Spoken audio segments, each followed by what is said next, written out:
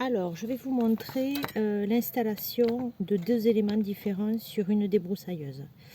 Donc, vous avez cette partie-là, hein, qui est la tête, sur laquelle je viens fixer ceci. Ensuite, je viens fixer ma lame et je viens rajouter ceci. Donc, j'ai une première pièce et un écrou. Voilà. Alors, bien évidemment, sur toutes les machines de ce type, ça se visse à l'envers. Voilà, faut juste le savoir. Donc, jusque-là, rien de compliqué. Je vous montre maintenant la deuxième partie qui est l'installation de la tête avec le fil. Ce qu'on utilise le plus classiquement, j'ai envie de dire. Donc là, toujours pareil, on vient visser à l'envers. Alors attendez, je suis à l'envers du coup. Hop. Donc on visse ce petit élément. Alors ça peut être un petit peu dur à défaire quand vous voulez le défaire, surtout si vous en êtes servi depuis longtemps, puisque ça se resserre quand vous vous en servez. Alors ici, vous avez un endroit où il y a un petit trou pour vous aider à venir serrer un petit peu plus. On vient mettre l'élément. Alors toujours pareil, hein. On cale et on visse à l'envers, hein. Ça se fait tout seul. Je ne dois pas être droit. Voilà.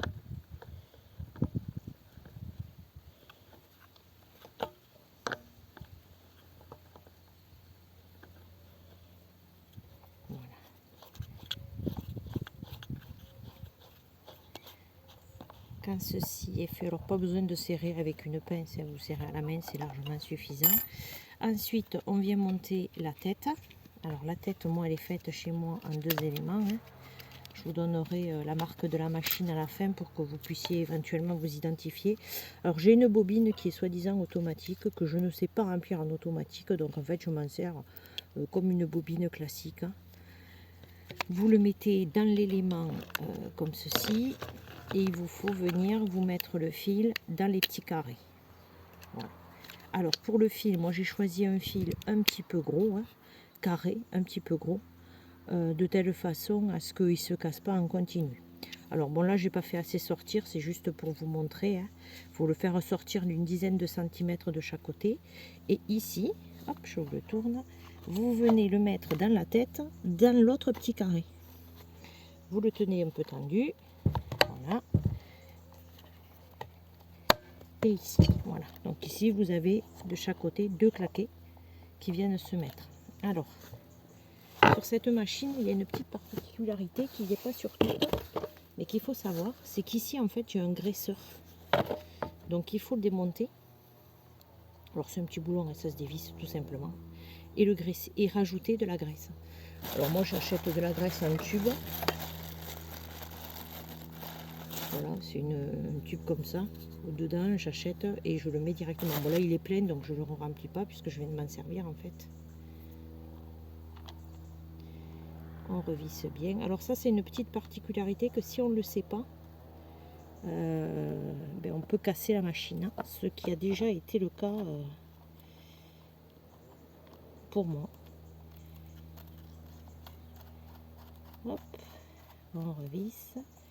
Alors, pour le fonctionnement ensuite de la machine. Alors, c'est un fonctionnement assez classique où vous avez ici une bougie. Donc, exactement comme pour la tronçonneuse, on enlève le caoutchouc avec la clé à bougie comme ceci. Vous venez la dévisser, vous la changez, vous en remettez une neuve et vous revissez et ça se fait tout seul. Ici, un réservoir. Alors, la marque, vous la voyez là. Un réservoir huile essence, alors là il est un peu fermé, dans lequel moi j'achète du mélange parce que ça facilite, il y a un point éclair un petit peu plus important que quand on se le fait et du coup ça m'aide moi pour le démarrage de ma machine. Donc là le réservoir, le lanceur, l'échappement, ici, l'échappement. Ensuite, hop, vous avez ici la petite bulle qui vous permet de faire l'arrivée de l'essence. Alors vous le voyez en plus dans le tuyau, hein. Voilà, donc comme d'habitude on essaye qu'il n'y ait plus de bulles et tant qu'il y a des bulles, et ben on pompe. Ici vous avez stop marche. Et au milieu, ça se voit pas très bien. Ici, vous avez en fait le starter. Donc pour l'allumer, vous le mettez en position starter. Et ensuite, quand il est allumé, vous descendez votre truc et en fin de cycle, vous le remontez. Sur cette machine ici, il y a une aide au démarrage. Donc bien évidemment, on descend le bouton stop et on met l'aide au démarrage. Donc là, c'est enfoncé. Et quand on va lancer avec le lanceur, en fait, ça va faciliter le démarrage. Voilà, et ça c'est la position normale. Ensuite, en utilisation, il vous suffit bien évidemment d'appuyer. Alors, pas la peine de faire une forte pression. Hein. L'idée c'est d'avoir une pression continue, régulière. Voilà, mais de temps en temps, en fait, avec la fatigue, on se rend compte on peut avoir de l'irrégularité qui apparaît. Au niveau des équipements, alors, des gants, évidemment, des gants. Alors moi, je mets des bouchons pour le bruit, parce que c'est quand même des machines, hein. C'est écrit dessus, je crois que c'est 110 dB, me semble-t-il, je sais plus où je l'ai vu. Donc oui, ça fait du bruit, donc oui, c'est dangereux pour les oreilles. Ensuite, alors moi je mets des lunettes pour protéger les yeux, mais une visière, ça peut être très bien. Et après, outil indispensable de mon point de vue, surtout si vous êtes une femme, c'est le harnais. Alors le harnais, c'est facile, quand vous l'avez démarré, il vous suffit d'enclencher ici le petit crochet que vous avez là, hop, comme ça, et du coup ça va déjà se mettre en tension. Et puis ici vous avez en plus un système d'arrêt d'urgence. Et en plus de ça, c'est quand même une grande aide parce que ça vous fait... Alors moi j'ai un harnais complet, hein, qui appuie sur les épaules et le dos, pas un demi-harnais. Et franchement, c'est hyper confortable pour faire, et c'est vraiment reposant pour l'utilisation.